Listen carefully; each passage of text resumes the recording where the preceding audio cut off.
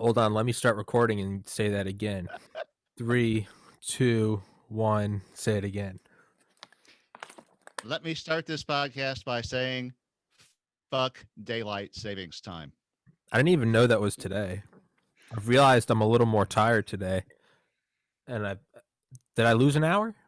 Yes, you lost an hour. I thought You I have a was. clock that set itself. Congratulations. It woke you up and you're like, what the fuck? Yeah, I just Why assumed is it still dark? No, I just assumed I was a little more tired today. I was just like, well, getting old and No, fat and dying, and this is how it happens. But I guess okay. But yeah. No, in the long list of stupid things that human beings have done, and there is a lot of them, that daylight savings time is like way up there. I'm just saying. I mean, it's up there with thermonuclear war, right?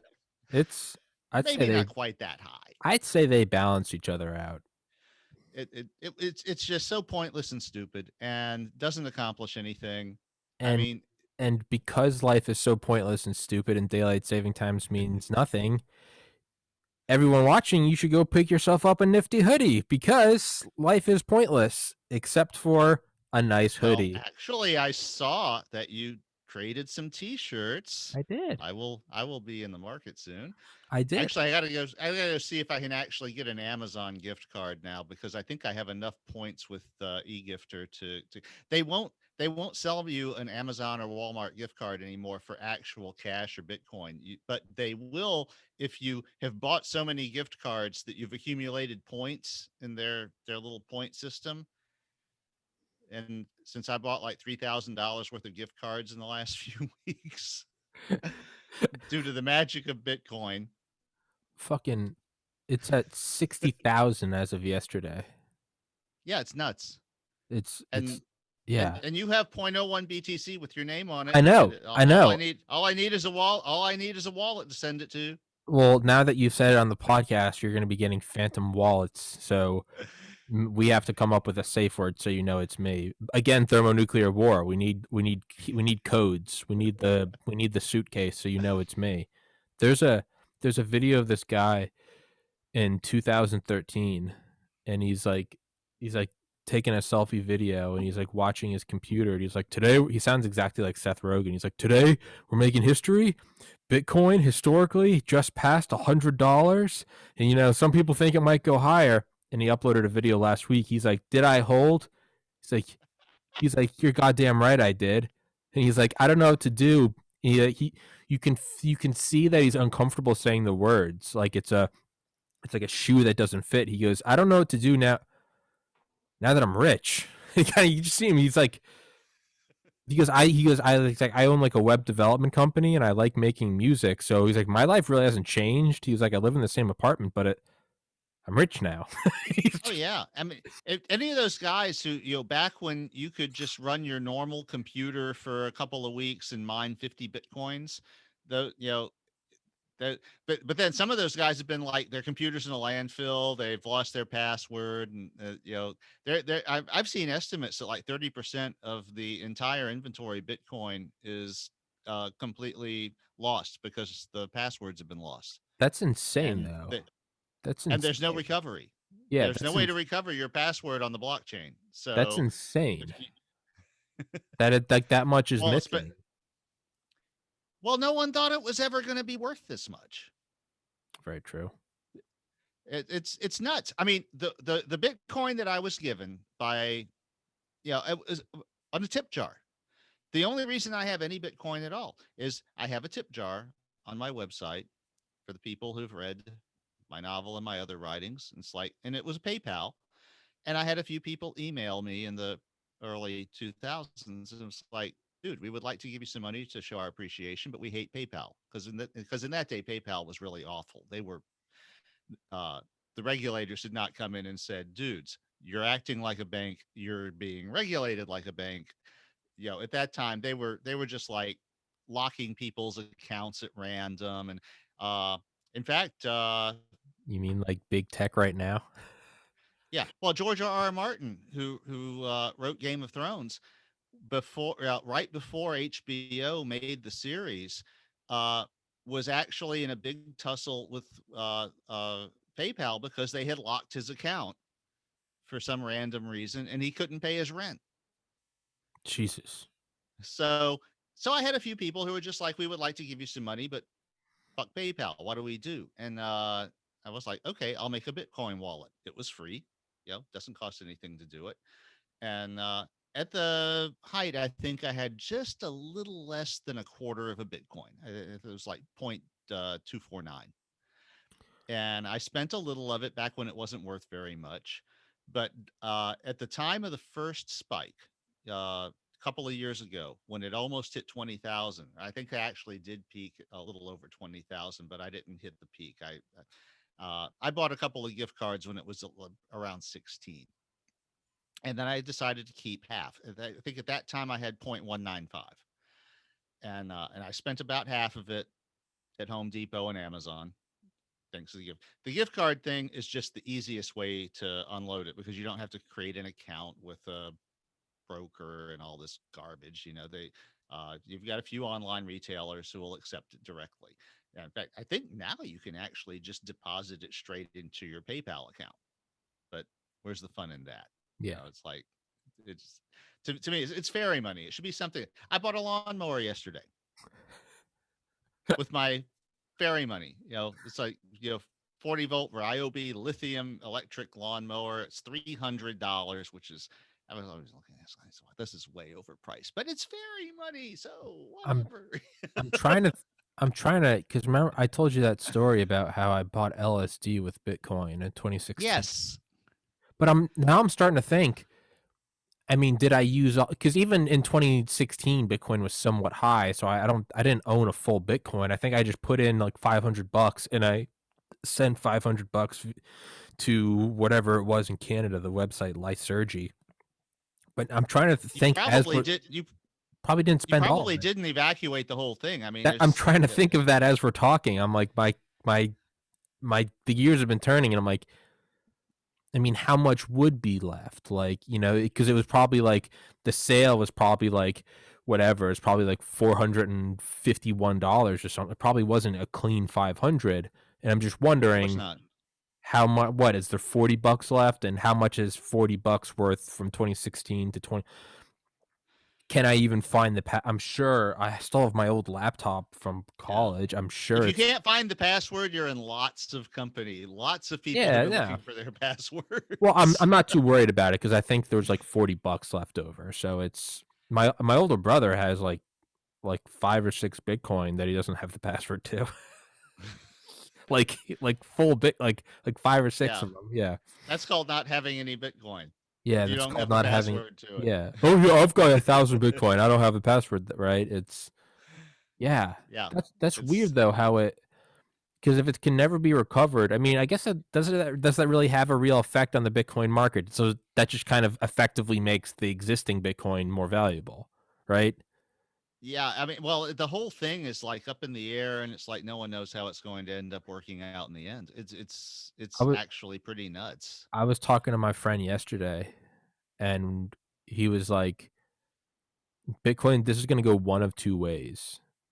This is either going to be the most legendary bubble ever, or this is the new reserve currency, and it's going to keep climbing. Either way, in 2 years, Bitcoin is not going to be between $100 and $100,000. It's going to be on either end of that. It's going to be above or below that." And the thing is, I find it difficult to imagine it going over 100,000. You got to realize that when you make a Bitcoin transaction, this is something when I give you your 0.01 Bitcoin, when you do any transaction, there's a little fee in Bitcoin that is reserved to compensate the people who are keeping the blockchain. They're mostly miners, and so they'll take a little sliver of your and it's constant. It's not, you can be $100,000 transaction or a $1 transaction, but there's a little fee that gets attached to it for putting your transaction on the blockchain. And right now that fee is about $25. Jesus. So yeah, you don't want to go buying a hamburger with Bitcoin. Yeah. if I send you $500 in Bitcoin, what you want to do is buy a $500 gift card or something. Yeah, because that was like what E-Trade was forever. It was no matter what your trade was, it was $10 commission. So Yeah, if you sold very similar to that. if you sold one stock or sold 3,000, it was $10. But they've got rid of their commission charge. Yeah, well, Bitcoin can't because it's Bitcoin, so it's built into the fabric of the whole thing of how it works, and it's been really stupidly weird to watch how the prices evolved and everything. It's like I would never have done anything as stupid as actually spending actual currency to buy Bitcoin. Yeah, That would be like, no, I am not that dumb. But some people wanted to give me some, and I'm like, okay, if my choice is to have nothing or some Bitcoin, here's a Bitcoin wallet. Send me some whatever. yeah, And at the time, it was worth probably about $100 total that people donated to me before it became so crazy. I mean, the QR code is still there on my website, but nobody is going to be donating Bitcoin to me now. yeah.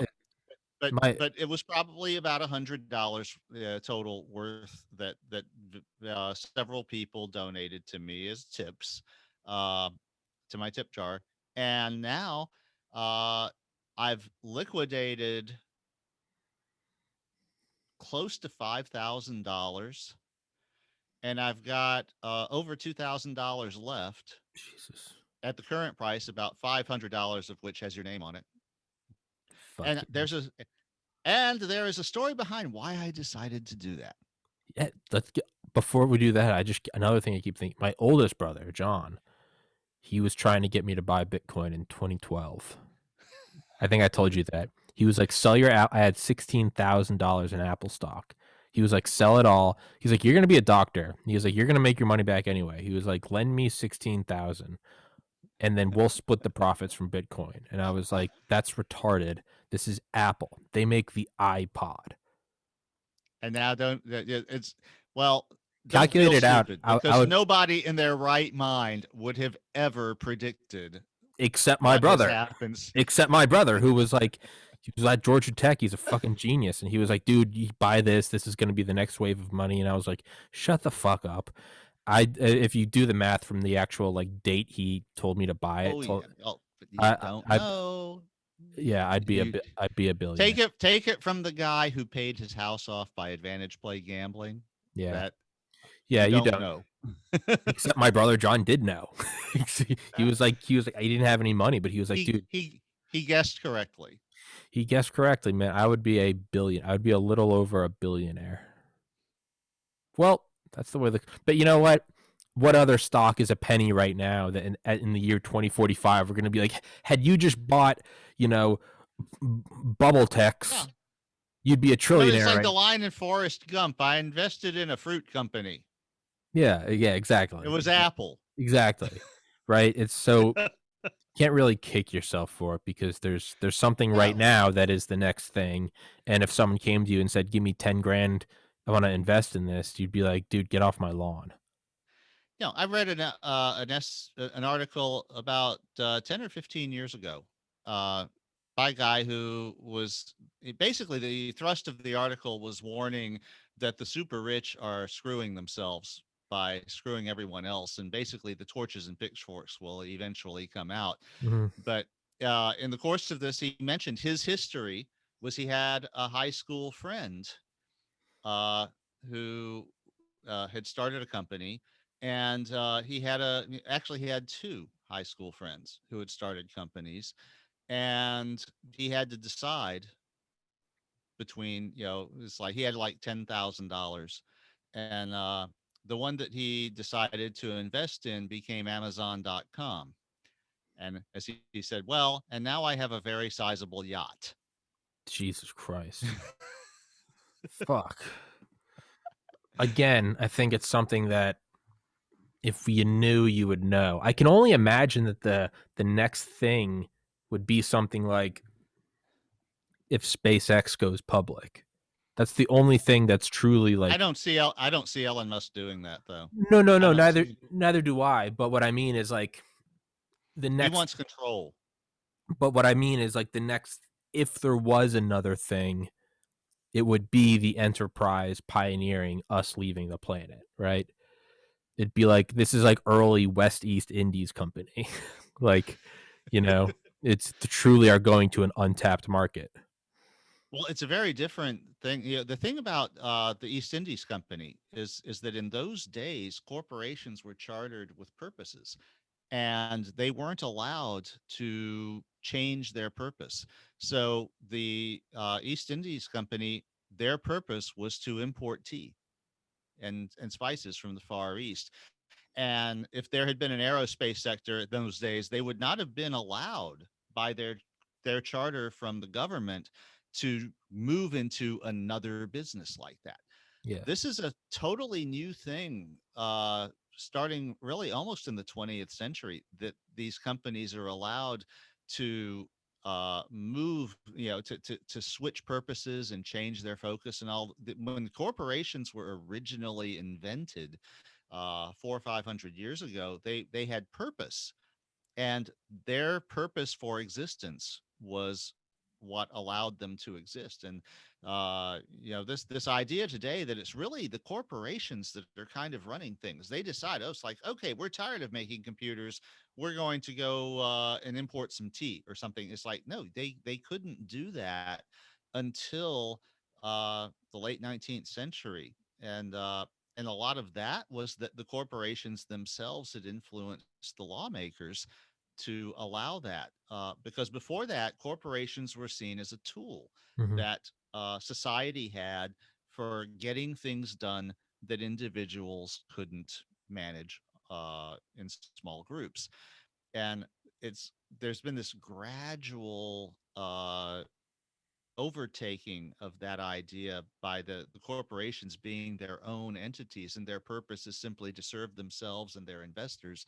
And that was a very alien idea as recently as 150 years ago, that a corporation could just decide to go do something completely different than what its charter was. Yeah. um, and I think a lot of the evil that exists in the world today can be drawn down to that very thing, because you have corporations consisting of hundreds of thousands of people competing against individual people.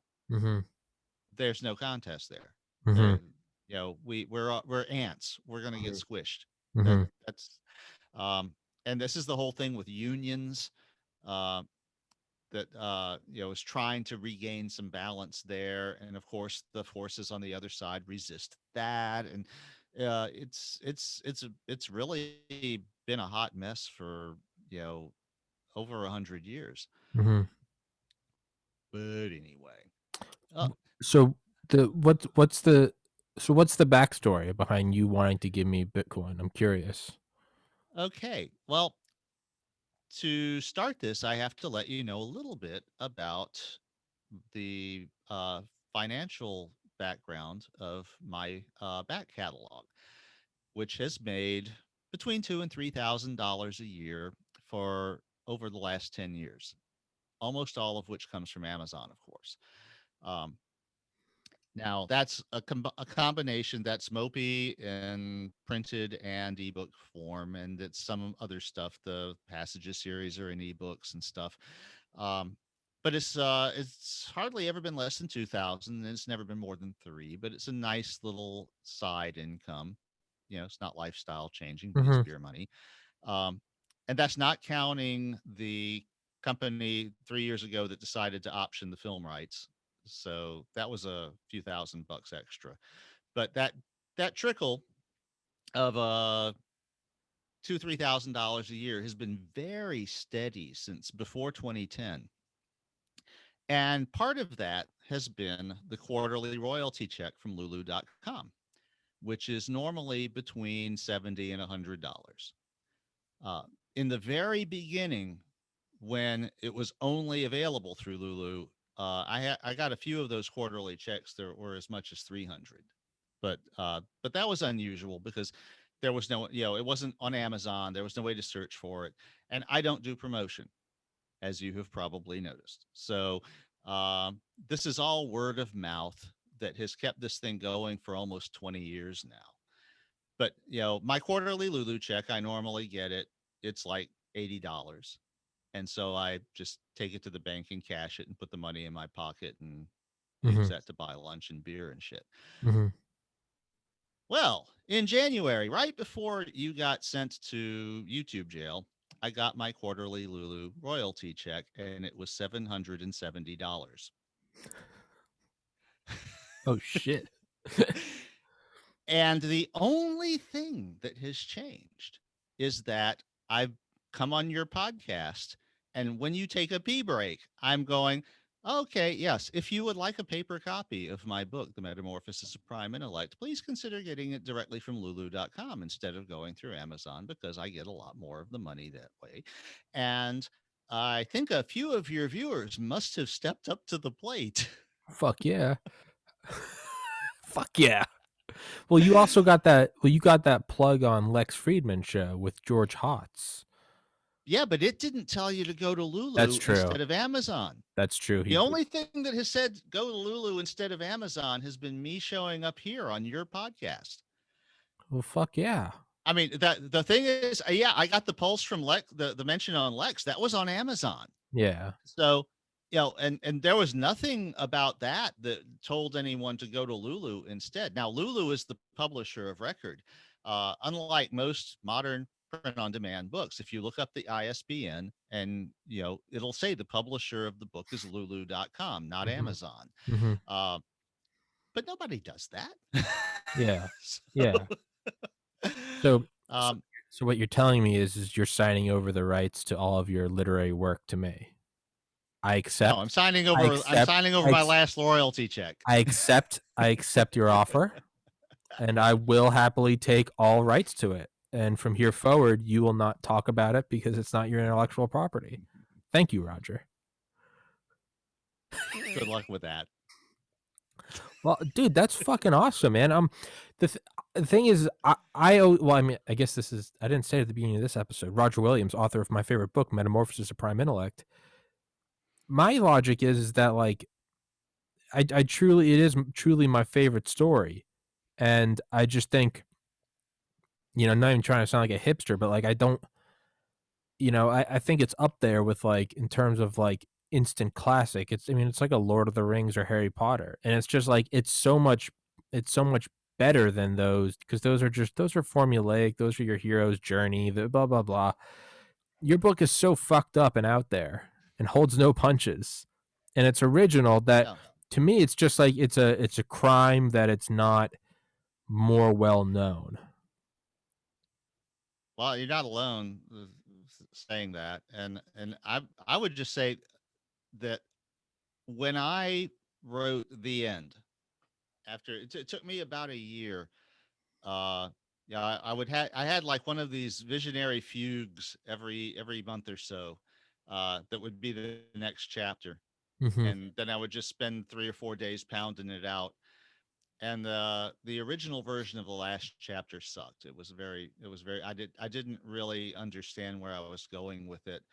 And then at the time we had a friend who ran a little shop up in Covington, and he happened to just have a copy of the Research Modern Primitives book on the shelf, and it caught my eye, and I bought it from him. And as soon as I read the interview with Fakir Musafar, I understood what I had done wrong. Mm-hmm. That Carolyn was never going to go back to being what she was before the change. That she was a daredevil now, and Mm-hmm. that it was a completely different thing.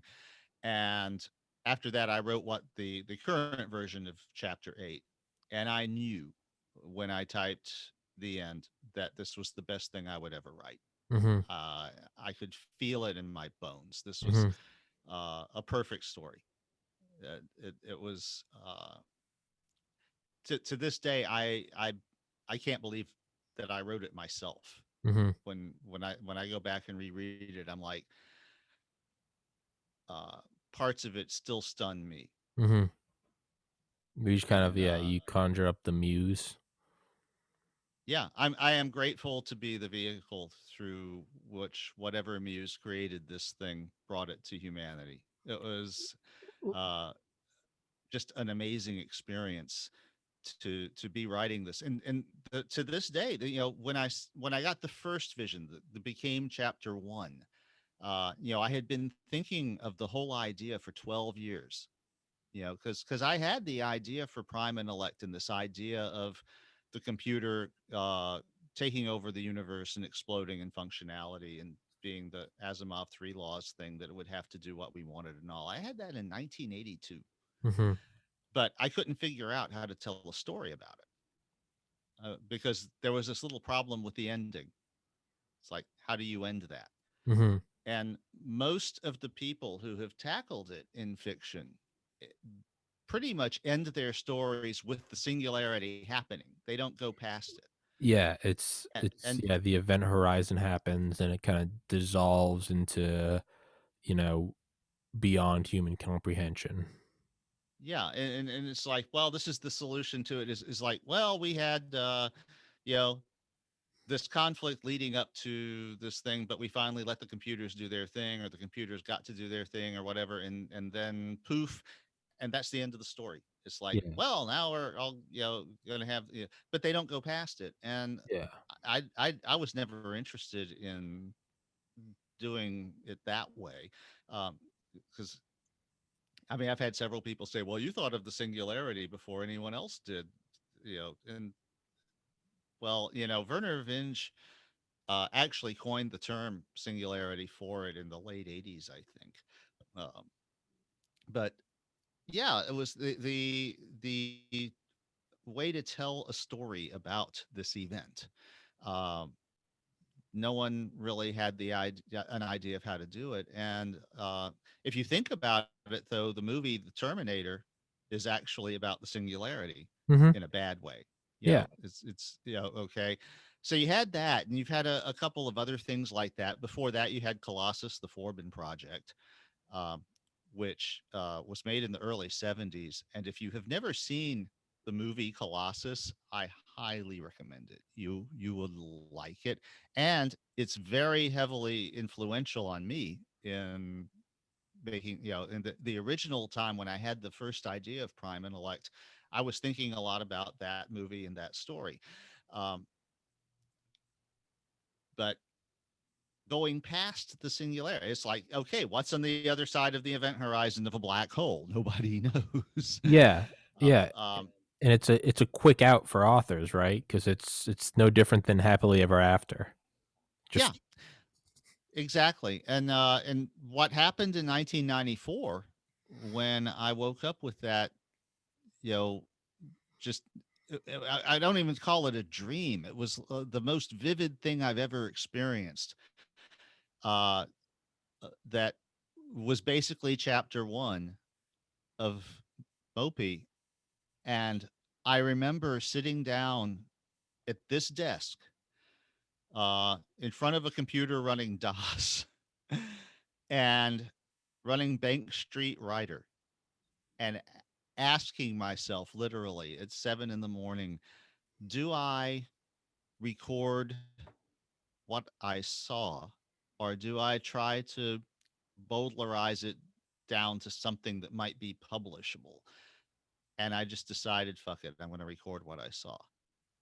And if I live to be 1,000 years old, I will probably say that is the best decision I ever made.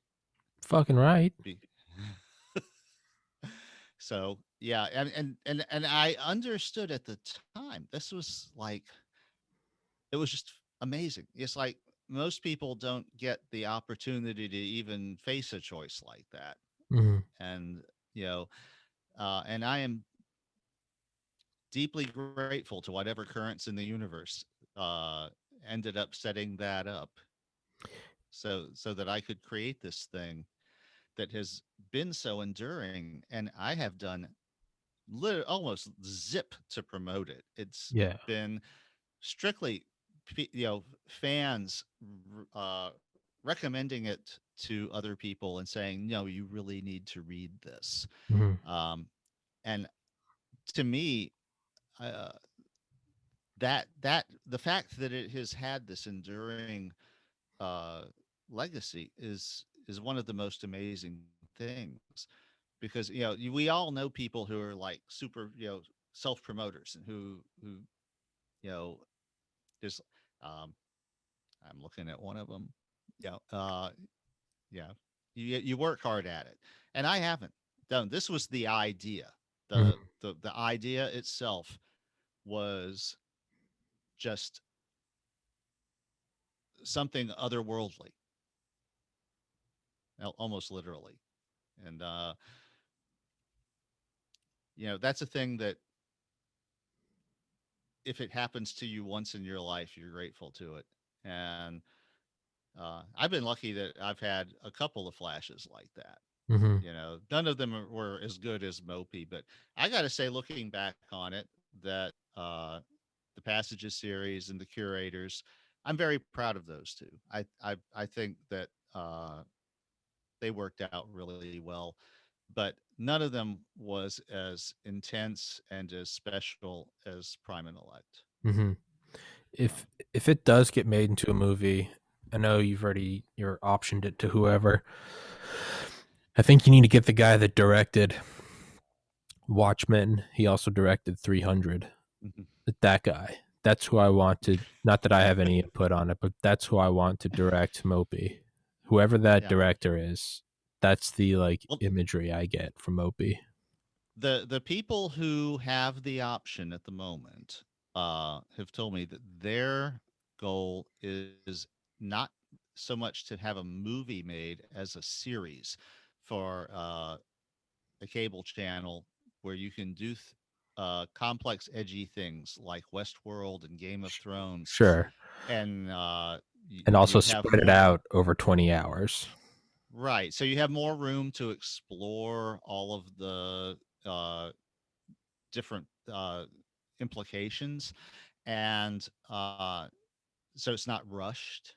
Yeah. Um, I feel like that's the move is to do like Chernobyl, right? That was like one season. It's like 8 episodes or yeah, it was something. 8 episodes, Yeah, and and it it's was like beautiful. yeah, and it's It like 8 hours. No one would watch an 8 hour movie. But if it's just 8 episodes, it's like fuck yeah, you can watch them all back to back to back to back to back to back to back, right? It's mm-hmm. I think that's the way to go because otherwise, yeah, you do end up getting these. There's this like weird filter process where it's like, I mean, you got to really be a hard hitter to like squeak out like a 4 hour movie. Like it's got to be justified, right? It's like Titanic or like Yeah. Avatar. It's like, okay, but no one can pull an 8 hour thing. It's just like, shut the fuck up. But when it's 8 1 hour episodes, oh, I'll watch 8 hours in a day. It's like a weird, I don't know, you know? Yeah. Well, if you look at like the difference between The Shining, the way that Stanley Kubrick made it, Mm-hmm. and everyone agrees that's a great movie, a classic in every sense, but it's not really true to the source material that Stephen King wrote. And the miniseries that they made of it years later is actually much more faithful to the original story. And there are people who will say, well, but it wasn't Stanley Kubrick. It's not as good. I think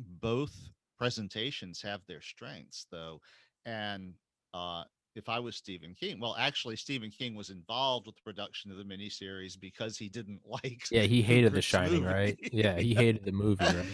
And but I can see both. It's I think it would be a challenge to make Mopey. It would probably be possible to make a movie of Mopey that ran 90 minutes or 120 minutes, but I think it it'd would be suck. rushed. It It would would be suck. rushed. Yeah. Yeah. Um, but these guys who have the option at the moment, their plan is to create a, basically like a sales package, and package it up, maybe have an initial script or something to market it to a company like HBO that actually could produce it. They're not Mhm. planning to produce it themselves. So, uh, I had the good fortune to have a job in Los Angeles around the time they expressed interest. So I was actually able to go to Beverly Hills and meet with them and sign the paperwork in person, instead of doing all this remote shit with actual, notaries and shit. Um, and so we spent about an hour just, talking about the story and our ideas of it. And it was a very strange thing to be in a room full of like 10 people who were all extremely familiar with the story and Yeah. asking really intelligent questions about the stuff that wasn't actually there and, on the page. And it's like, well, how would you explore this, and what do you think happened at this point and everything. So they've put a lot of work into it. But it's everyone says, uh you never bank on those options being exercised. Yeah. Yeah. It's the thing that happens all day long. But they paid me scale for it. They didn't come to me and say like, well, we want an option on your novel, but we'll pay you $100 for it. No, they paid me the $2,500 that is standard for an 18-month option, and they re-upped. You should you should try to get in contact with Lex Friedman. Go on a show. Well, that uh I Why actually, not? I don't think I did send him an email. I think I will have to do that I just to see what I've happens. I found George Hotz, one of his companies or something. I didn't know anything about him, and finally, like a week ago, I ended up watching that full interview. He's actually an interesting Mhm. guy, super smart guy. But I Oh, mean, very. yeah. But again, it's all gibberish to me. So it's still, I know he's smart, but again, it doesn't really hold any like impact or value with me because it's not my cup of tea. It's not my interest. I would imagine that you watched about half of that entire show wondering what these guys were talking I had no idea what about. they were talking about, but I love listening to Lex Friedman's podcast because I don't understand anything they're talking about. Like that's why I go to it. Is because I love to listen to these hyper intelligent guys, and it's just fun trying. Like I'm listening to it, and I'm like, I know they're speaking English, but I have no idea what they're saying. I don't know why. It's like oddly therapeutic to me. It's like listening to, when you listen to a song in a foreign language and you don't know what the words mean, so the Hmm. sounds they make just kind of they act as like another instrument almost. That's what Oh, Lex it's like Friedman listening said. to the German version of 99 Red Yeah, they're Balloons. like 99 Luftballons, Vater will ja jada neu. It's just like it kind of just becomes this like it's Yeah. a no different than like a drum or a guitar. You're just like it's just this voice. That's how I feel listening to Lex Friedman. And they're talking about sign regression windows and the gauge theories of up and down quarks in a nuclear field. I'm like, hell yeah. I just listen to it in the background, and it's just like, to me, Oh, when I listen to it, it's kind of like watching the digital brain on like the Matrix, like the opening, like the green numbers, and that's like what I hear. Is I just hear, and I'm just like, of course, yeah. I put it on when I'm like falling asleep. I'm like scrolling through my phone. Well, you can imagine what I thought when I saw the whole thing with the Matrix with all of that shit, and it's like, man, I wrote this 10 years Yeah, ago. yeah. But that's why I listened to him. But the point is I emailed George Hart and I never heard back. This was like 2 months ago, and I never heard back from Yeah, him. And so I emailed him again like a week ago. I doubt I'm going to hear back. That's just the nature of, for every guest I get on here, there's about 95 unanswered emails that don't get yeah, and responses. and and and George is actually kind of elitist and picky. Really? He Yeah, he has an ego the size of Jupiter, Okay. and it's Yeah, it's but it's well earned. most great minds do. But he sent me an email about 10 years ago, He did? and yeah, that was he sent me $50 and an email that said, uh I meant to do this earlier but didn't have a chance. I just wanted to let you know that I read your novel when I was 14 and it inspired me to become a hacker. And now he's yeah. Like, and now Yeah. he's George Hotz. So you never told me So that. So I'm reaching out to this guy like a jackass, and I'm like, "Hey, I'm friends with this author, and of course, I'm a whore because I'm like, I want to have George Hotz on my podcast. So through George, I can get to know Lex and get on his podcast, so I can get more subscribers because I'm a shameless capitalist slut." Meanwhile, you just fucking dropped that on me that he emailed you 10 years ago, and I'm sitting here jerking off like a moron. Like, I'm gonna put George Hutz in touch with Roger. Fuck you, Roger. Yeah, he's emailed me a couple, but even at that, A he's couple of times. a couple of Okay. times. Yeah. So Fuck you. Fuck you. Fuck you. what can I say? It's like, I just want to get you. I want to get you onto. I want you to talk with him because I think that could get you on yeah, Lex. my favorite moment in that entire interview between George and Lex wasn't even about my book. So he's My talking about pipetting. No, my favorite moment was when Lex asked him what the best computer language was to for someone who wanted to get into this kind of processing. And now you ever remember, Lex is an artificial intelligence researcher. This is what he does. He does AI. And so this he is all about high level conceptual languages and development environments. And when George said assembly language, Lex's jaw about hit the floor because assembly language is like one step up from hexadecimal numbers and just like putting your fingers into the processor and manipulating it directly. It is actually the the language of what the microprocessor does.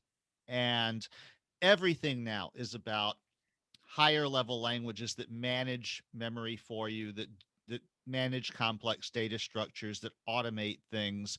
And the idea is that you can't do something as complex as artificial intelligence without having the machinery automate as much as possible so that you as a programmer can concentrate on the high concepts. Mm-hmm.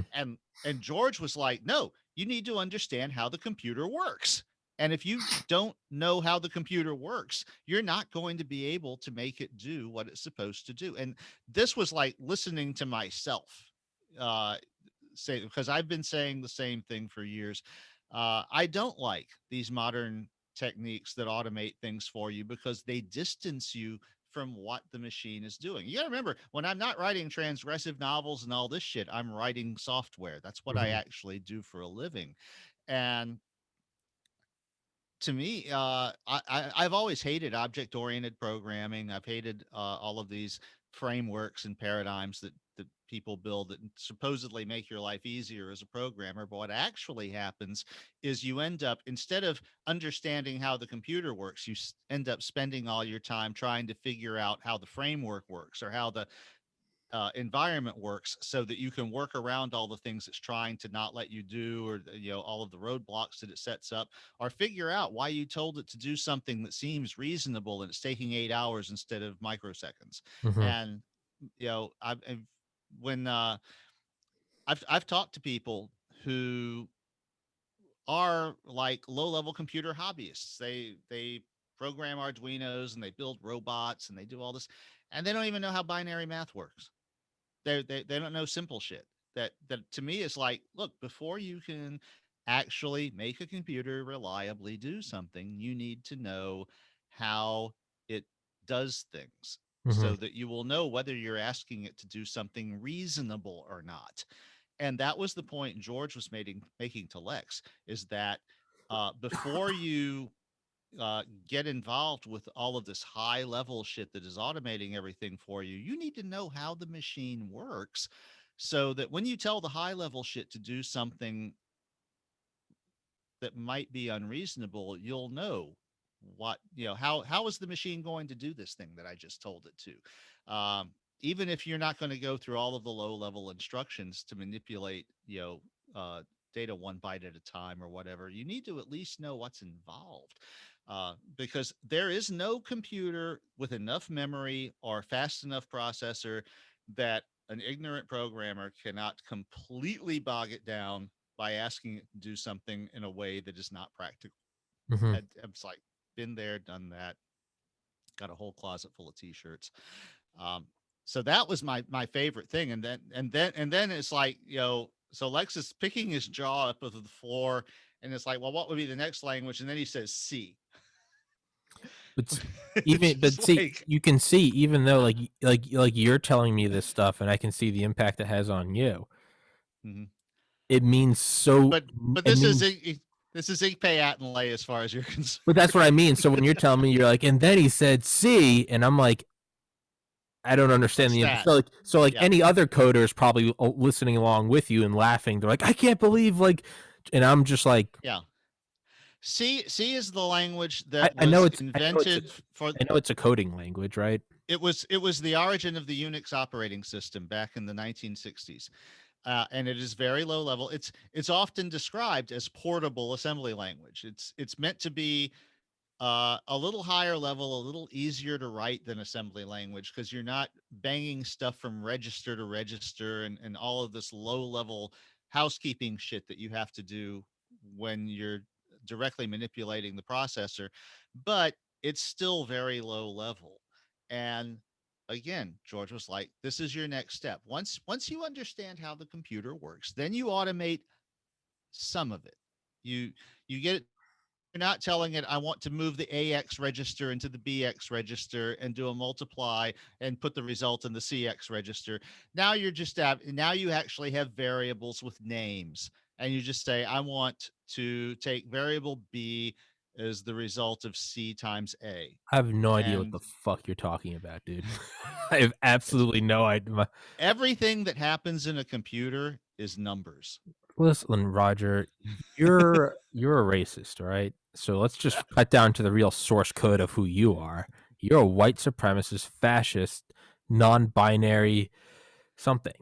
You know? Obviously, I'm doing your podcast, right? Clearly, I mean, hey, dude, you're with me. You are as far as most people are concerned, you are going to be standing next to me at the Nuremberg trials because you showed up Yeah, I here. know.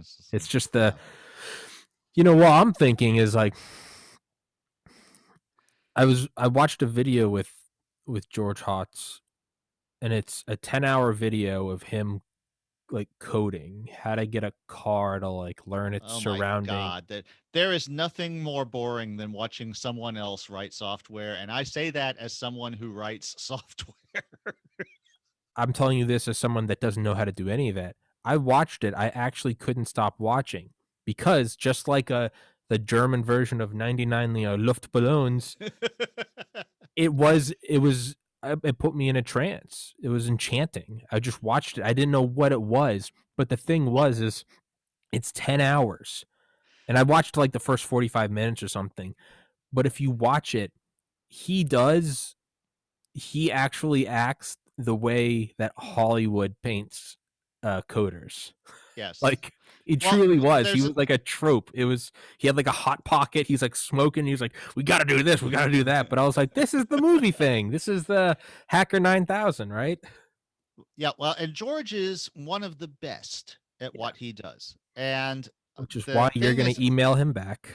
You're going to email him back. You're going to say, hey, George, author of one of your favorite books. Very happy you gave me a shout yeah, out yeah, on yeah. Lex I'll get Friedman. around to that. Okay. I'm No, but friends one with of the this things I dope noticed, guy named Tommy who has a podcast, George, and you should come on there. He's an up and coming yeah. coder. One of the things I noticed when taking bird watching tours with my wife was that some of the people giving these tours were extremely knowledgeable, and they could just like glance, they see a shadow flit by and go, oh, this is a so and so. And uh, similar probably to your experience watching George write software was my experience being with these birders uh, that were at the top of their game, and just seeing someone who is at their top of their game doing their thing is impressive. Mm-hmm. It's fun. It's It's very it's it's pleasurable. magic. Yeah. And say it, and I'm not at all, or it's like when I was taking these tours, it was just, well, I'm out in nature and visiting different, foreign countries and different areas and stuff, and being, but it's like the actual birds. It's like it's not that I had no interest in them. I have no aptitude. I just like, okay, someone's memorized the whole goddamn field guide, and they can tell, okay, well, these are the field marks and so like, this is what it was. There was this one guy that we took a few tours with who could pick a feather up off the ground and go, "Oh yeah, this is Nalio tail feather from a bloody blah." It's like, and even our normal tour guide would goes like, "How do you know that?" And but this is a guy who actually drew illustrations for the Smithsonian. Oh, So jeez.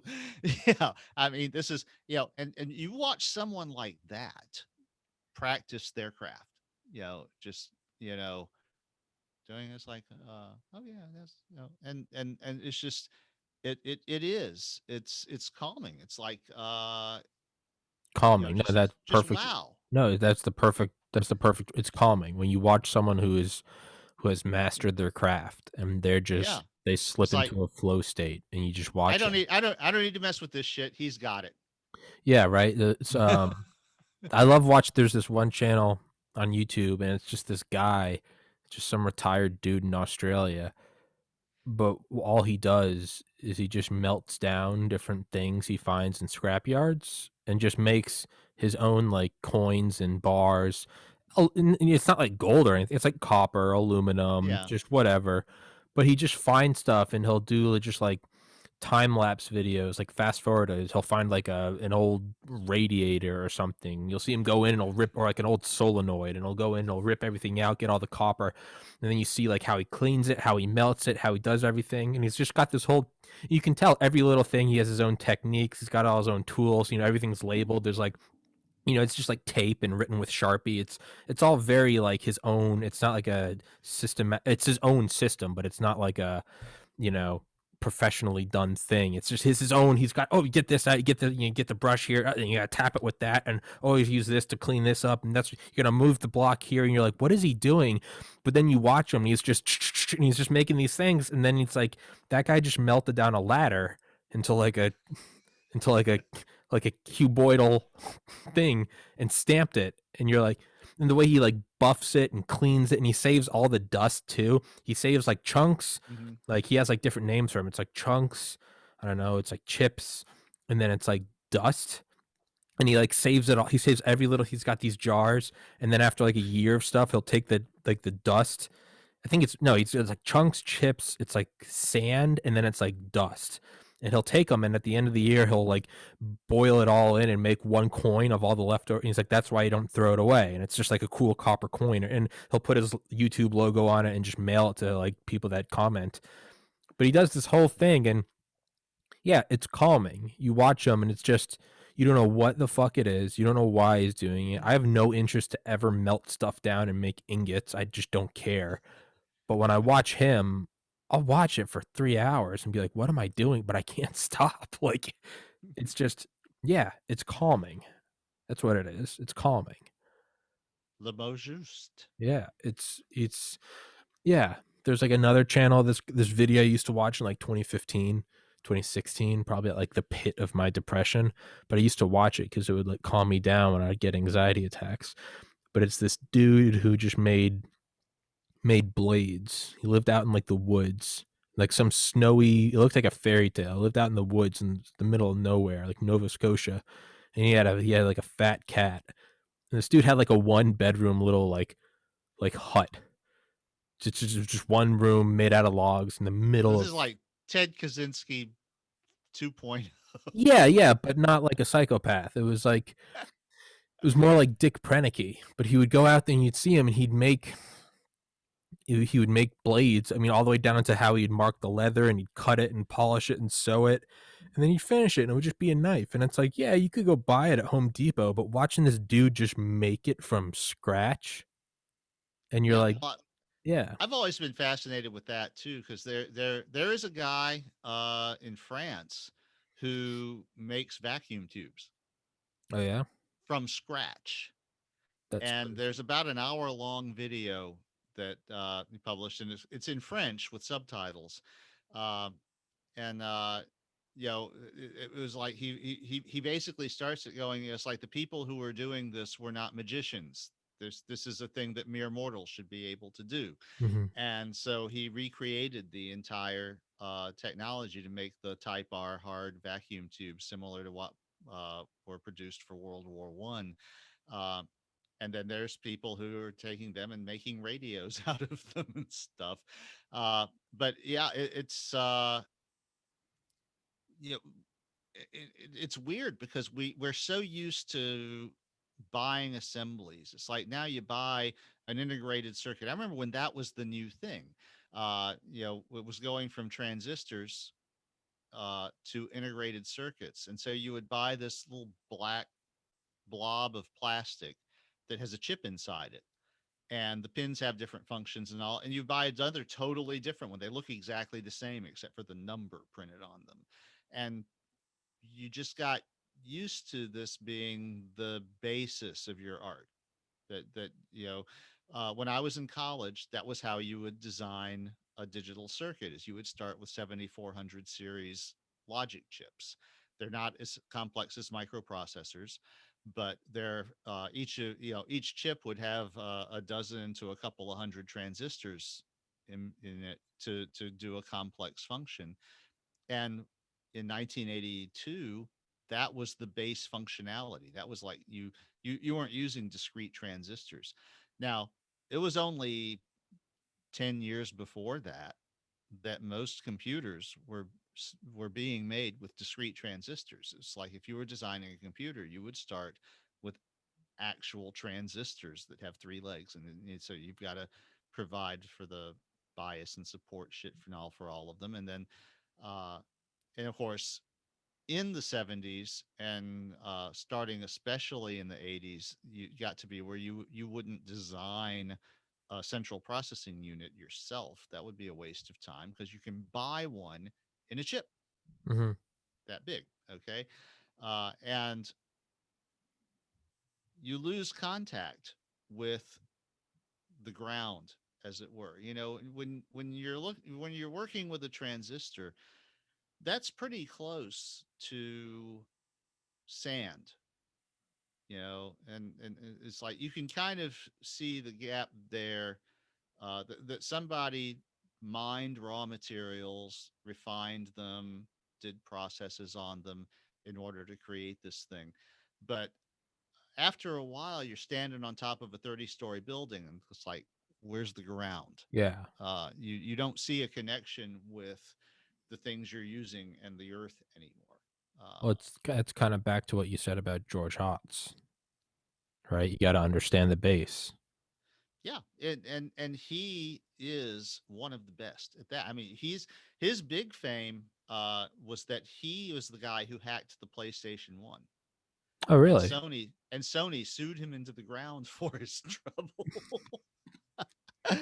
um and And then the Sony got way hacked by North Korea. Yeah, a few years later. But the way he did it was that he identified a data channel between two of the chips, that there is a point at which the bootloader had to be unencrypted and sent to the central processing unit. And George managed to tap that data stream and reconstruct the unencrypted bootloader so that he could then fake out the rest of the system and pretend to be the bootloader himself. Um, and that was, there's little things like that all over in computers that the people who designed them just think, well, no one's ever going to go to all the trouble to do this. And along comes someone like George, just like, Yeah. hmm, Yeah. how does this work? And he wasn't even doing it to make a buck. That's the thing about people like George. He was doing it to prove it could be done and to educate people, including Sony, as to the mistake that they had made thinking this was secure, and just to gain a capability for his own personal, you know, expression, so that he could do stuff with this machine. Hmm. And the there's a tension in the hacking community between people like George and the people who are really out to make a buck. They've sold out. They're looking to steal your money, your credentials, whatever they can use to make a buck. And they use the same skills. But generally it's the people like George who are better at it.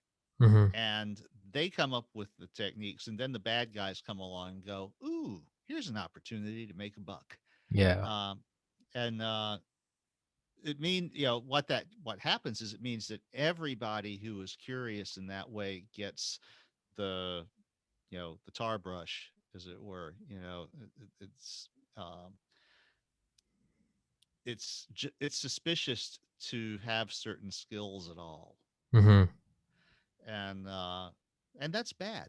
That's a horrible situation because we need people with all the skills that we can get, because we're in for a horrible century coming up. I think there's a lot of bad shit that's getting ready to come down, and we need everyone we can get who is capable of rising to the challenge and showing us new modalities and how to do things that we didn't know how to do before, because we're going to need a lot of that. And we're coming out and saying science is bad, uh, vaccines poison you, that a lot of this shit, and the earth is flat. Ha, ha, ha, ha, ha. No, that's so funny, except that you know, if the Earth was flat, the sun would have risen at the same time for both of us, and it didn't because the Earth is a sphere. I think the Earth is flat is a psyop by the CIA just to see what they can convince people of. Kind of draw the parameters. Can we get someone to, how dumb To are believe they? something this stupid. And Yes. though they took the Earth is flat, all right, so they're going to push the floor a little lower. And they want to find a spot. Maybe the Earth is flat is it, right? Maybe there's 10,000 people that believe it, but they're like, our minimum threshold was 100,000. So they've identified the floor. They've Yeah. scanned the room. It's the robot. It's the Roomba scanning the room, and they went, okay, Earth is flat at its minimum cognition. So there it is. Yeah. I mean, the friend of ours who did the card counting team and ended up making $2 million and all that. I remember when he and my wife visited. I think it was Connecticut. Was where they put the first big casino in the Northeast? Foxwoods. Fox, yeah. And of course, we all grew up in on the 30th latitude, you know, and it went up there, and he was freaking out. It was the summer, and the sun rose at 5 a.m. and it didn't set till 10:30, and he was just freaking out. It's like, why is the day so long? And it's like, and my wife was trying to explain to him, it's because the earth is a sphere. And No, it's summer. no, no. And we're further north. It's like you go far enough north, it's 6 months of day and 6 months of night. It's a sphere. It's tilted and it does this shit. Then you go to Panama and the day is 12 hours long all year long. They don't have seasons. It's just like December and July look exactly the same. I guess the thing I always think about is like, I'm like, what is the conspiracy for them not telling us the world is flat? Everything else, there's a purpose. Why did they kill JFK? Well, you went and made a fucking killing with defense contracts for 10 years in Vietnam. You were able to posture against the Soviets. You can why would 9/11 be a conspiracy? Go occupy Iraq, get trillions of dollars of oil. They're evil and they're out there, but you can go, okay, I can see the motive. Yeah. What's the end But game? What's the yeah, end game? it's yeah, you're right. I mean, The, it the only thing that makes sense is it's the CIA's testing the waters. They're going, what's there's no motive there. That's There's nothing to gain. unless it's So, just the best troll ever. which it could be. It could be. It might be some George I Hotz mean, motherfucker. because when I was publishing all this stuff back when I was really active writing, this was a big target also for trolls, and I actually had civil conversations with people who considered themselves artists at the skill of trolling. They thought the ability to wind people up and get under their skin and all was a worthwhile hobby. Hmm. That was like, it's another art form like painting or singing or something, and trolling was just another thing that out and of course I ended up being a target of a lot of them because uh they thought that on particularly on corrosion, which is where I first published most of the stuff that we've discussed. They thought anybody who had a a louder voice than they did was a target, because do you really deserve all this attention that you're getting? And so, uh, they would come after me, and just you know, there was one who spent almost a year uh, posting fake posts with look-alike usernames, because you could create an account with any name. So they would be local Roger, except the first L was a capital I Hmm. instead of a lowercase L, Yeah. and things like that, and just to create trouble. And to them, it was like the more trouble they could create, the more successful they were. And it's like this is validated their worldview and everything. So yeah, I mean the thing with the flat earthers has that kind of smell about it, Mm. to a certain extent. Um, because otherwise it's like, how are you, who's benefiting from this Yeah. and There's how? no unless it's a psychological experiment. Yeah, well, that's you know Occam's razor says to Yeah. me it's just some assholes having fun. Or it's like what Elon. I like Elon Musk's like theorem. The most entertaining outcome is the most probable, or the most entertaining explanation is the most probable. I hadn't heard that before. That's good. I like that one, right? Because Yeah. that kind of plays into Occam. It's kind Yeah. of a take on Occam's, right? It's for something Yeah. like this. Is it a Yeah, except CIA thing? Yeah. instead of the simplest being the most likely, it's the most entertaining that's the And most so what is likely. more likely? The CIA spent a bunch of money trying to create this. Okay, but even if they did do it, let's say that makes sense. They want to find out how much will people buy into. But even that, how actionable is that? Who postulated this? Are they really going to spend their budget on it? Or is it just some guy like, I got an idea, you know? Hmm.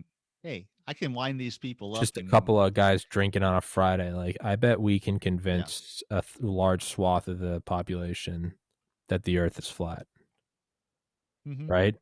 I mean, David Icke makes millions talking about the reptilians from the fifth dimension.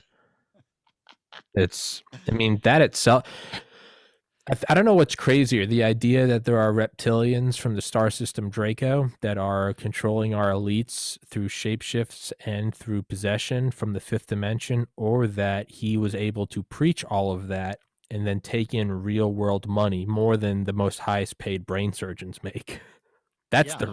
That's the real fucking conspiracies. Man, Yeah. he took something that was horseshit and sucked out money into the real world that was very tangible. The rubber hit the road. He took this money and is able to buy a house and a Cadillac healthcare plan and travel all over the world. It's like that's alchemy. That's alchemy. Yeah.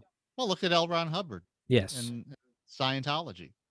That's yeah. This is literally a guy who was a science fiction writer who realized it would be more profitable to start a religion than to keep writing science fiction. Yeah, he was just beholden to the shareholders. Yeah, Pop out he another was suit.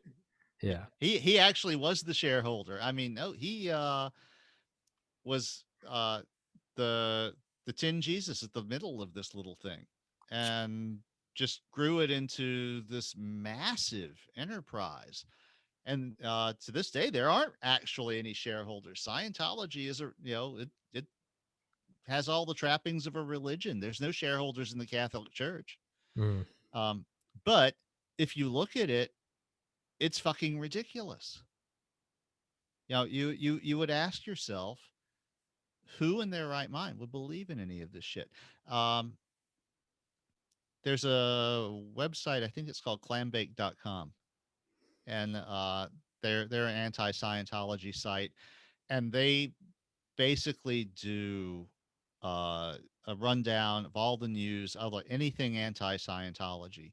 And the reason they call themselves Clambake is that there's this riff that Elron does in Dianetics about clams and how the tension is because it's a bivalve, and it's you know some bullshit thing about the tension between opening and closing, and he draws this out at like 3 or 4 pages length.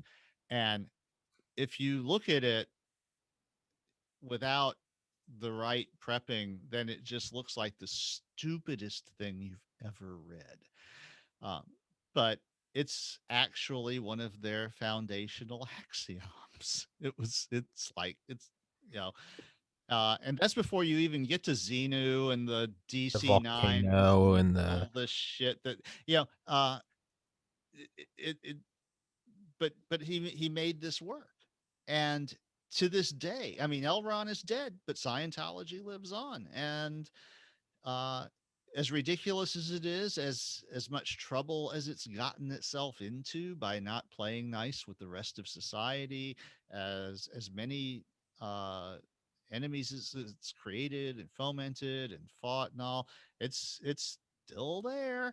And they've got, uh famous Hollywood actors and actresses and all kinds of people. It's just, and part of it too is the way that Scientology is structured, is that the deeper you get into it, the more ridiculous it gets. Mhm. So, when you walk into the storefront because you have a drug problem and they're advertising help with that, and they start with the e-meter and the lower level shit, and some of this stuff psychologically actually does work. It does have therapeutic benefit, but that's, the same as just talking to a good friend might. Mhm. Uh, but then the deeper you get into it, the more ridiculous it gets.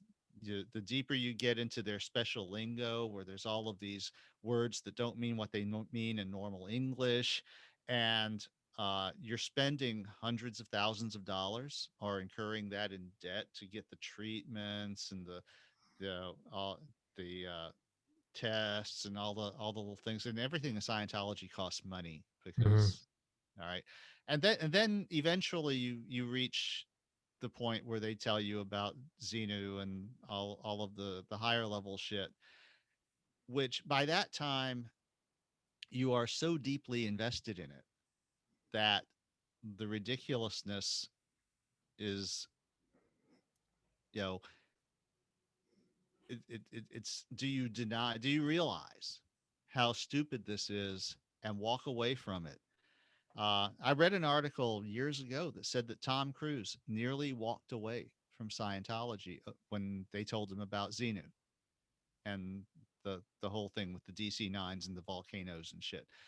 And uh, they had a little delicate conversation with one of his other Scientology friends who, and they did a pickup basketball game, and he said, "Look, man, you just have to ride with it."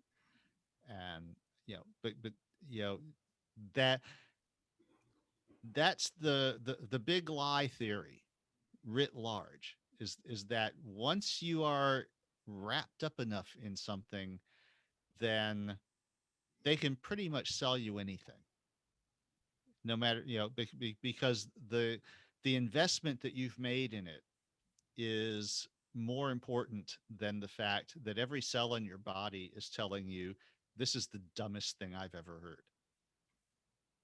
Yeah, it's easier to right. It's easier to fool a man than to convince a man he's been fooled. It's a lot. Yes. It's a lot easier to just say fuck it. We're riding this thing over the edge, right? I would rather Oh, I would rather drive this car off a cliff rather than admit that there isn't a bridge up ahead. yeah. And uh, I find that amazing myself. It's just, but uh, there's the world we live in. Jesus Christ, Roger, we're gonna have to postpone the reading till next week. I'm Okay. exhausted from this daylight fascism. Daylight savings time. Daylight Yes. fascism. Fuck daylight savings time. Dude, I've been fucking just so out of it. I talked to Dale this morning. I was talking, and right when you and I started, I was just thinking, I was like, how am I this tired? Like, how the fuck am I this tired? And I'm happy you said that because now I feel less crazy.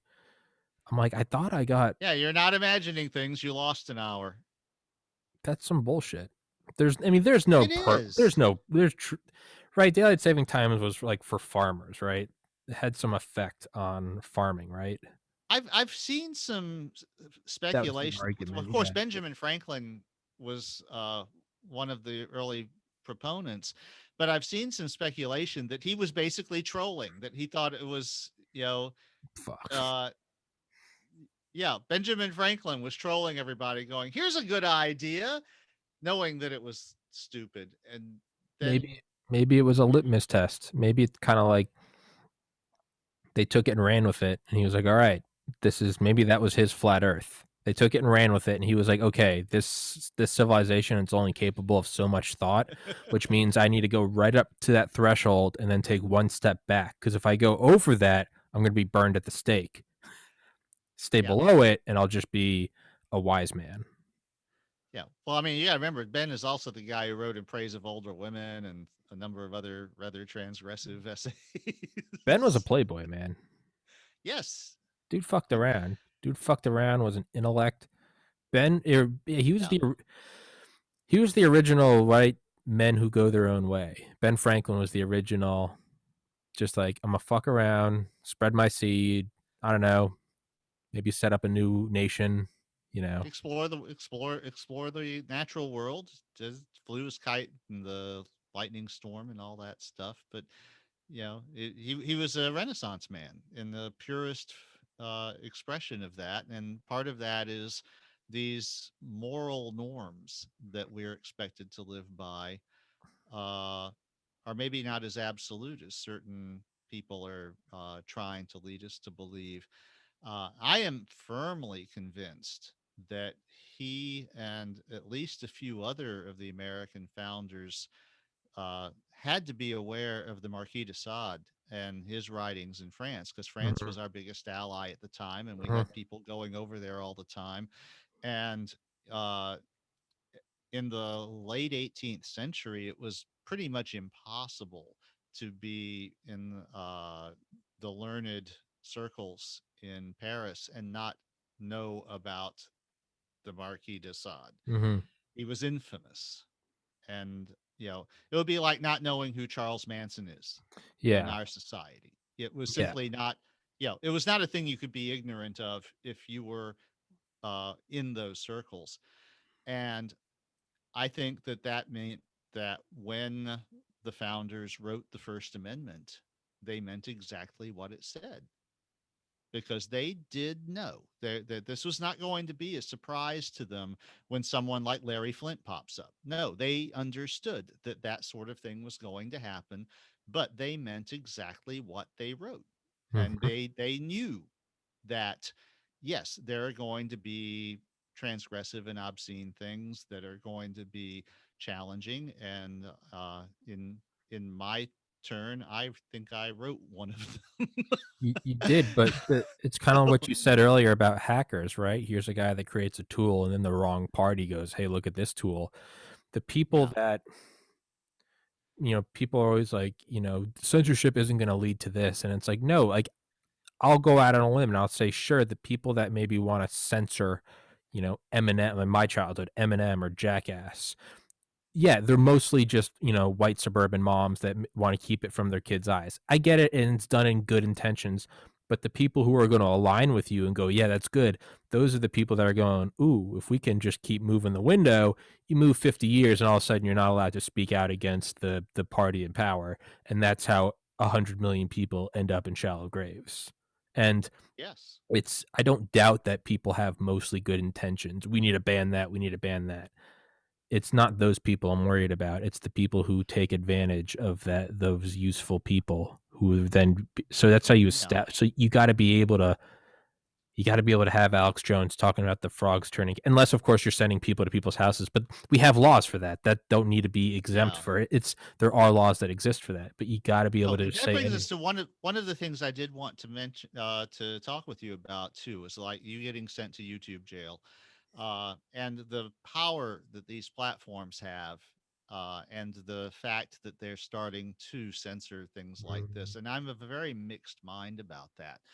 Uh, Personally, I feel that in the ecosystem of the early 2000s, the early aughts, when you had different sites, different discussion sites with different topics, and you would create an account at Democratic Underground or Daily Coast. You were told up front, this is a left wing site. This is Mm-hmm. we Yeah, yeah, support yeah, yeah, yeah. Democrats. Okay, you would join Free Republic, which I never have because I know that I would last about 5 posts before they would ban me. But Mhm. because when you join them, they tell you we are a right The wing website. Yeah. We support Republicans. Okay. And there were many other things. It's like you might have a site that would, be about knitting, or, Yeah, yeah, it's yeah, about yeah, Parallax's microprocessor products or whatever. And on those sites, you know what you're getting into. Okay. So, yeah, I wouldn't complain if I went on Free Republic and posted something nice about President Biden and got shit canned for it, because I yeah. know that's the You site that I'm on. you know what you're Uh, going into. Yeah. yeah. If you go on Democratic Underground and talk shit about them, they have a whole process. They explain it to you. There's a thing when you make your account. This is the rules. But when you're Facebook or Twitter, okay, they don't have an upfront statement of their biases, because they don't care. That what they want is your eyeballs. They Whether want your you're left wing or right wing they want or your data. religious or Yeah. an atheist, they want your eyeballs so they can put ads in front of you and charge people for that and make money. And so they play their cards really close to the chest, and they're like, well, we're an open platform and all. But then, the thing is, if you go on Democratic Underground or Free Republic and start spouting absolute shit, as long as it's in line with the site, they're gonna kind of let you go. It's like, Mhm. okay, and if it's the other guy's shit, then they're gonna shit can you. But if you go on Facebook or Twitter or Google, aka YouTube, whatever subsidiary, and you start spouting increasingly crazy shit, at some point they've got to draw a line. And you as a user don't know where it is, because the thing about all of these entities is that in order to keep you participating, so they have your eyeballs and can put ads in front of you, they're going to show you shit that they think you want to see. Mhm. So if you favor right wing political things, uh, pro gun, anti abortion, whatever, they're going to show you Yeah, other they're gonna content and ads that are in that direction. If you go in and you start clicking on stuff that's more left wing, then they're going to feed that back to you. So you're going to see a totally different experience depending on what they've seen of you. This is what people talk about as the bubble of, Mhm. uh, okay. But then what happens is you get, all right, President Trump getting increasingly wacky on Twitter. And to a certain extent, they just say, well, he's the president of the United States. He's a sitting, Yeah. head of state. So we have to kind of let him do what he wants to do. But then at some point, they've got to face the fact that some of this is outright lies. And it's factually, it's like we can't, because you're putting, as Facebook or Twitter or Google, you're putting your cachet Yeah, behind yeah, that. sure. You're putting your name. If I bring someone on this podcast who's getting crazier and crazier, well, all of a sudden it's like, man, It, how re- my faithful listeners are gonna go, this guy doesn't represent Tommy. This is just a guest he's having on. But the people at large are gonna go, who the fuck is this guy, and who's this Tommy guy that gives him a platform? right. Sure, I get that. I'll take the devil's advocate argument. I get it. So, and so the problem there is that when you reach the break, it's a problem that I kind of have myself, is that I'll let people kind of abuse me to a certain extent until I finally get tired of it, and then they're like, what's up? You just cut me off. What's the deal?" It's like, look, man, I just got fucking Mhm. tired of your shit. It's, Yeah. it's like you've been putting up with it for the last 5 years, and I think you've got a lot of people on these big platforms. The big platform is like, and then There's they finally like, look, we can't do this anymore, and they're all butthurt. It's like, you've been letting me do this for the last 5 years. What's up now? It's like, well, what's up now is the whole world is watching, and we kind of have to, you know, but you haven't been seeing this because they've been feeding you the stuff that aligns with what you believe in and all. And so it comes as a big surprise when they finally have enough. And it's like, what the hell? Why are you canceling me now? And it's like, well, because you haven't been making sense for the last 3 years. And it's like, yeah, but you've been letting me do it for the last 3 years. So, Yeah. uh, To whereas if you had the smaller sites that are more upfront about their own biases and just sort of, you know, did their own thing, to me, there you have no reason to censor things that are outrageous, because you know where you are. If you're on Free Republic, if you're on Democratic Underground, if you were on Corrosion, you know what those sites will and won't put up with, and there are parameters. And if you don't like those parameters, you go somewhere else. Mhm. But if you don't like the parameter on Facebook, there is nowhere else to go. Yeah. Facebook is Facebook. They're the whole fucking ecosystem now. And so uh, they kind of have to draw a line at some point, which is probably not where some sites would have if they were smaller, and probably beyond where others would have if they were smaller. But because it's Facebook, because it's Twitter, because it's Google, then everyone is surprised and butthurt when this giant entity says, "Well, we're going to deplatform Mhm. this person because they're being dangerous," and then everyone is like all First Amendment and shit, and it's like, well, um, It does get tricky though when you're in a pandemic and they now you could make the argument that they are acting as a whether they wanted to or not. Fate seems to have handed it to where they are the public square.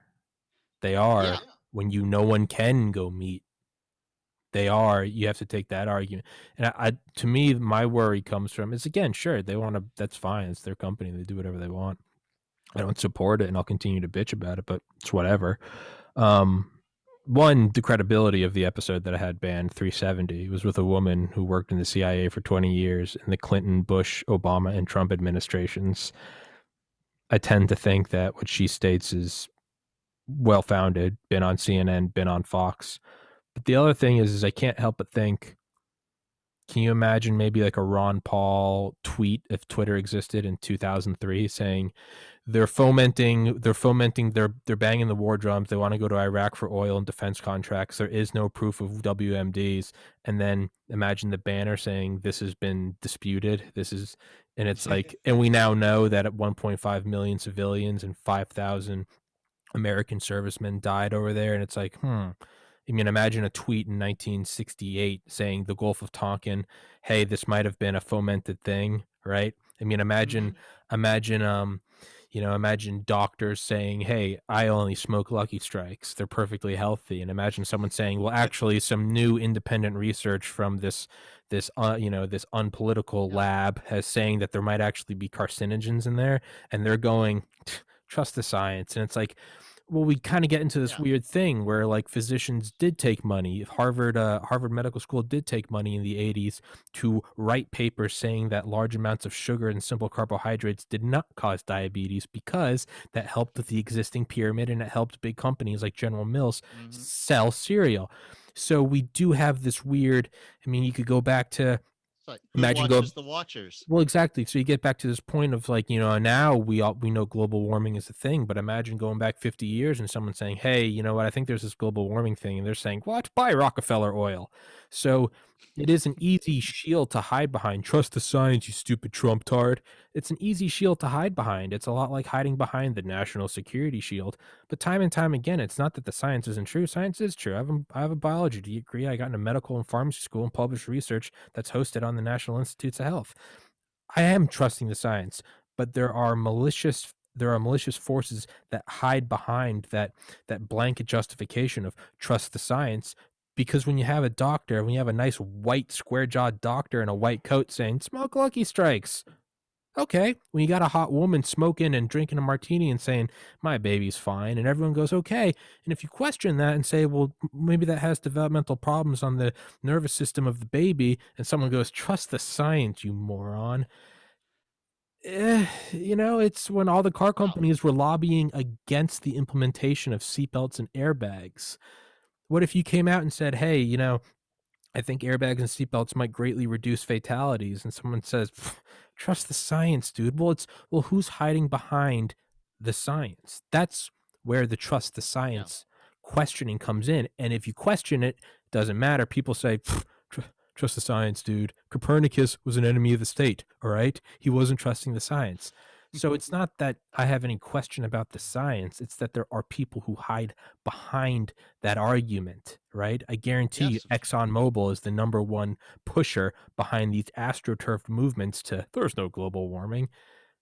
So yes, trust the science, but at the same time, it's like the Well, history of whose science do you the trust? entire world, the entire history of science is it's trusted until the model is shattered and then you create a new one, Yeah. right? Well, No and such thing science as isn't. germ theory. The world is flat. Yeah. Those used to Uh, be the science. yeah. Well, I mean, science itself is not about what you know; it's about what you test It's and about what's what you reproducible in a lab. theorize That's and why all. there's no Yeah. such thing as a fact. There are just stronger and stronger theories. Right. So, yeah, is whose science do you trust? And Exactly. the It's now the science that says the Earth is a sphere is a little bit a little better than stronger. the science that says it's flat. A little Uh, stronger, yeah. yeah, And to but play devil's advocate, on the flip side, you also can't use the argument I just made for everything when it's like, exactly, right? So when they tell me don't smoke cigarettes when you're pregnant, and I'm like, trust the science. And it's like, well, no, the science has now shown that, but yes, trust the science, but also verify. Sure, if you can prove me wrong, then go ahead. But to me, it's the blanket trust the science. To me, it's no different than like World War One. You putting the feather in the hats of the soldiers who wouldn't go to war, or the military age males who wouldn't go to war, and you embarrass them. What, you don't want to go defend the homeland? No women will fuck you. So the hot women used to put white feathers in the hair or the hats of guys who didn't go into the draft and go fight on the Western Front. And everyone's, oh, you're not a patriot. mhm, But we now look back at World War One as the most pointless slaughter of all time. So yeah, I'm very hesitant when everyone hides behind one big trust this, it's no different than a politician saying, but it's for the children. Or, are you against the hmm Patriot Act? What are you, Roger? Are you not a patriot? yeah. It's the global war on terror. I'm not against patriots. I'm Are, against the are you dots in between the are letters. you well, that sounds like something a fascist would say. Are you against the USA Patriot Act? Or huh? Are you against the Mhm. global war on terror? Who are you, Roger? Yeah. I It's mean, if we don't serve these no knock warrants, how are we going to catch the bad guys? are you And against the Manhattan Project? What, you don't like New York? What are you, a communist? That's where my worry comes in because yeah, you have the oh, vast majority of people that say trust the science are saying it with good intentions and good faith, but there are some fucking foxes hiding or the wolf hiding amongst those people who are going and exactly trust the science, trust the science. Saddam has WMDs. and Next and thing you and you know, also have people who have been trying to ride the middle while it's been really apparent that the foxes and wolves are congregating on one side of the track or another, and they've ridden the middle for so long, they finally realize they've got to do something. mm, And everyone is all butthurt because what's like, why are you shooting these guys? It's like because they're about to board the train and kill us all. Or, exactly. whatever. E- It's like, well, it's like they've been following us for the last 50 miles. It's like, yeah, but we didn't think it was that big of a deal until it got worse and worse and worse and worse. And and then yeah. and so then you end up at this point where you you have to admit that it's not a completely free platform anymore. No, You know, yeah, you and it's not at all, and the it's problem is even at that point, then it's still uh like a sticky situation. It's like, well, exactly where is the line? yeah, right. It's And they're not going to tell you because they don't want you to go, well, fuck that line. oh, I'm fuck taking that. my eyeballs somewhere else and you can't show me ads anymore. So they don't want you to do that. So they're going to be as cagey about it as they can. But and so it's going to be coming out of nowhere Yeah, when they finally take action. I mean, I'm sure that Donald Trump is still seriously ticked at Twitter and I'm sure. can't figure out why they, well, and of course, from the outside, it's a simple calculation to see, dude wasn't president anymore, and there was an Yeah, attack on the Capitol, and yeah, it's like a bunch of shit added up to where it's like we can't encourage this anymore. But yeah, they, I'm sure that if Trump was tweeting today, he wouldn't be tweeting anything different than he was on January 5th. But there was a bit of a shift there. And that looks unfair yeah. from a certain perspective. Sure, And I can see that. sure. Um, I mean, and and it's I definitely get it because yeah, it's like, how come I can't? If you go on now and you make a tweet about kids in cages, there'll now be a banner under it that says, "Under the Biden administration, these are detainment facilities. They're not cages. They are the same physical place. They are the same coordinates, the same assembly of atoms that form the same chain link yeah. fence, but now they're detainment facilities," right? I saw perhaps the meme that I think is I voted for Obama, and then I voted for Romney, and then I voted for Bernie, and then I voted for Trump. And I think I finally had my mind ripped down the center because I saw one meme that really did it, and only a way that a meme can cut to the core, right? Not a lecture, only the way a shitty JPEG meme can truly hit the base is it said, there's top left, it was Bush administration, Obama administration, Trump administration, Biden administration. And it's the same side angle of a B-52 carpet bombing somewhere in the Middle East. And in the Bush administration, it's the B-52, but it says never forget on the side. And the Obama administration, it says hope and change. And the Trump administration, it says America first to make America great again. And on the Biden administration, it says build back better. It's the same fucking lumbering machine dropping bombs on brown people. And I think I finally had my mind shattered. It doesn't matter. Trump gets in office. 2 weeks in office, Trump sends a salvo of like 46 cruise missiles after the gas attack. Biden's in office, bombs Syria. And I'm starting to think Guantanamo's still open. I voted for Obama thinking it was going to be closed.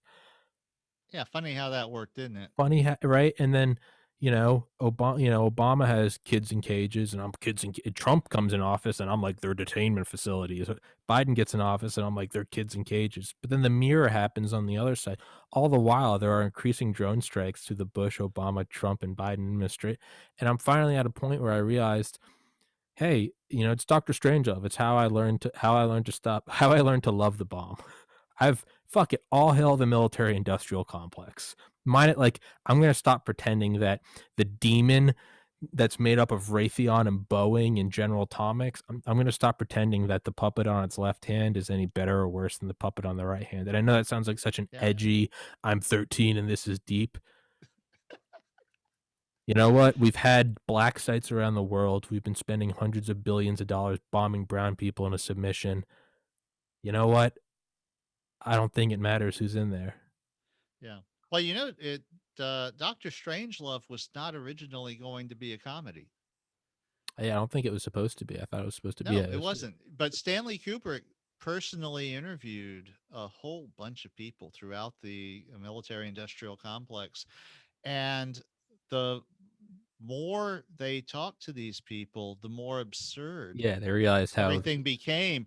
And the movie is actually a compilation of things that people who were in power actually said Mhm. to Stanley Kubrick or his interviewers who were getting background material for what was originally supposed to be a serious movie about the dangers, the way nuclear war might unfold.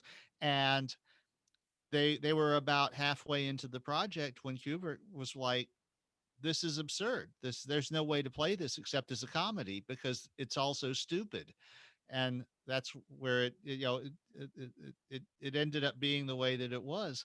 Uh, so yeah, it's people will the the they will accept these absurdities. You had this thing in the 60s and 70s where uh, the generals of the Joint Chiefs and all would get together, and it was like they had to make a show of bravado of each, you know, declaring their willingness to bomb the fuck out of the enemy, Yeah. harder Yeah. than the one before, Yeah. to show that they weren't weak and that they Show that weren't you. like, and What did and Goebbels? it reached completely stupid proportions. Uh you had the point where Ed Teller at one point was, before they actually figured out how to make the hydrogen bombs we The have now, backyard bomb. was doing we're going to tow it on a barge and it'll have a blast radius of 100 kilometers Ed Teller and also just take everything out. Ed Teller also proposed the backyard bomb, which was 10 gigatons, 10,000 megatons. All right, I think 10, that was the one. the Yeah, backyard bomb, named as such because you could just detonate it in your backyard and it would kill everyone on the other side of the world. Salt it with cobalt and thorium. But yeah, the funniest thing is he proposed this to Air Force Strategic Air Command, and they actually followed up on it, and they started drawing of some like course. loose blueprints, and finally someone was like, you can't actually do this, and they're like, oh, of course we're not. But they took it. Mhm. They had two names for it. They wanted to make two, and they were going to put them on either side of the world, and that would just be. But Yeah, they're and that was actually the doomsday device from from Dr. Strangelove. Yeah. Dr. Strangelove. Yeah. But the thing So is the thing, and I gotta go in a second. I really gotta pee. But the names of these things, I forget their fucking names. I can look them up. It's from Annie Jacobson's book, DARPA, the Pentagon's Brain. But they were named after the names of the bombs, right? Because they all have names: Zarbomba, Little Boy, Fat Man, whatever. yeah. The names of these things were the names of the two types of sundials from like ancient Sumeria. They were like the oldest tools ever, but they were named as such because they would be suns and everything would cast a shadow. Just We're if that's so not poetic when if we're that's just murdering if everybody. that's just not some biblical shit. I forget what the names. It was like there's these. I can't Yeah. remember them, but I it's know like what you're talking about though. Yeah. they were Yeah, named we're as so such because everything would cast a shadow. It's dark. Roger, and that's let's all that would be left would be the shadow. exactly. Roger, let's wrap this bitch up. We'll get back to our regularly scheduled programming on Saturdays. We've had a couple odd weeks entirely on my fault, but we'll get back to our You've had regularly shit scheduled going on. program. Yeah, good things yesterday. Won't go into it here, but it's good. It's good. Good shit's happening. I might be moving out in like 2 weeks. It might be fast tracked. So I'm very Hey, excited. if I get you your Bitcoin, Bed Bath and Beyond has gift cards on eGifter. Ooh, well, thank you, sir. I'm gonna wait till it goes to 60 million. And everyone, don't forget. Well, first of all, don't forget to get Roger's book on Lulu, Metamorphosis of Prime Intellect, my favorite book. That link will be in the description in the top comment. But also don't forget. Well, actually, also don't forget to buy my merch. Buy that, help fund the Mhm. podcast, you sexy bitches. But most importantly of all, everyone remember that Roger and I are running for office in 2028. Kerrigan Williams, global thermonuclear hope for all. Yes. A A bright hydrogen bomb in every driveway. a hydrogen bomb in every driveway, an implosion device in every living room. The future is bright. Never brighter. There is a great warmth on the horizon. And everything will cast a shadow. Everything will cast a shadow. It, it our love will radiate in all directions. There'll be a shockwave of Americanism. There'll be a shockwave of patriotism and hope. It will be everyone's gonna die. We're gonna get it. We're gonna get it done once and for all. We're gonna get it done once and for all. We're gonna bring that debt down to zero. Damn straight. It'll be No one will have money problems ever again. no one will ever have money problems again. It is going to be the brightest future possible. Very bright. Some would even say blinding. Some would say that the warmth you're going to feel in your heart, some would say scalding. Some would say that our campaign is so forward thinking that it'll burn the paint off your house. It's as bright as the sun, man. It's as bright as the sun, maybe brighter. You'll feel the earth tremble. Yes. Kerrigan Williams, 2028. It's the 2050 initiative. Mhm. Well, And if we solve all of the world's problems and then the bombs don't materialize, well, damn, won't that be disappointing? well, yeah, it looks like we'll just be politicians who didn't follow through on our promise. I know. So disappointing. We're going to keep Henry Kissinger alive. He'll be about 150. Isn't he already in one of those jars from No, Futurama? Henry Kissinger's alive. He's 97 or 98 now. I tried to get him on my podcast. I got like an That automated. would have been interesting. I got an automated rejection from his like office. But That's too bad. That would have been good. I wanted to get Henry fucking Kissinger on. Just ask him about, I don't know. Be like, What was it like to pose for Playgirl? How did you manage to pull off the JFK assassination before the dark web? How did you pay that when there wasn't Bitcoin? What was Lee Harvey like? On that note, Roger, let's wrap this bitch up. See you next week. All right, my man. I'll text you when it's up. Godspeed.